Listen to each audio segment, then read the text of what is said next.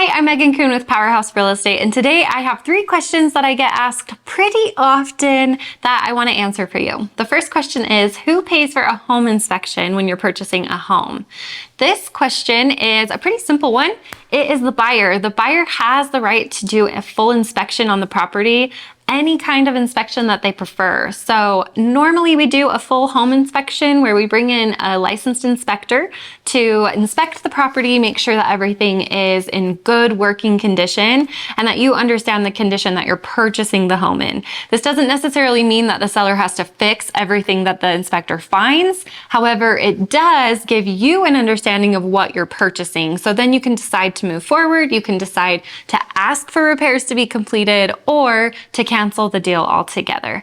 So any inspections that you choose to do as a buyer are paid for by you at the time of the inspection. A lot of the fees that you accrue in purchasing are paid for at closing, but an inspection is one that you pay for at the time of the inspection. And you'll pay for that even if you end up canceling the deal. So make sure that it's a home that you're really serious about before you get into the inspection process, because it is something that you'll have to pay for. The next question that I get asked a lot is, what does contingency mean in an offer on a property? Contingency is a word that might seem kind of hard to understand, but simply it just means it's our but clause is what I'll call it. It means I will purchase your property, but if I don't like what I find on the inspection, then I'm not going to. Or I'm going to purchase your property, but I have a home that I need to sell first. So it's anything that might hinder you from purchasing the property. The biggest contingencies that we find in an offer are inspection, financing and appraisal, so meaning I'll purchase your property as long as I can secure a loan for the property, and an appraisal condition, so the contingency of as long as the property appraises for the amount that we're under contract for.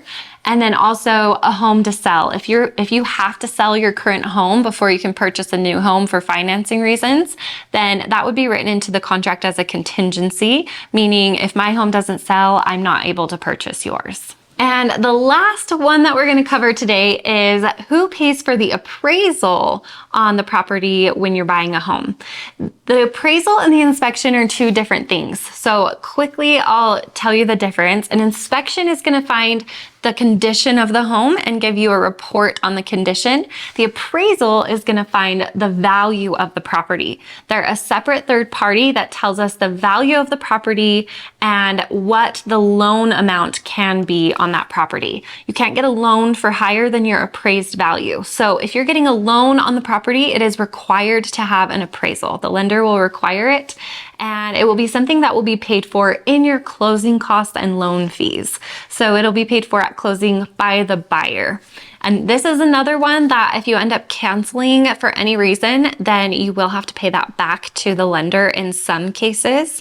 And so keep that in mind as we get further along in the process. The appraisal usually happens after the inspection, so we can make sure you're okay with all of the conditions, and then we can move forward to the appraisal process. So you're not paying for both in the event that something comes up on the inspection that we can't work through. If you have any questions that you'd like to add to our question and answer series, please comment below or send me a message and I'd love to add them to our next video. My name is Megan Coon with Powerhouse Real Estate.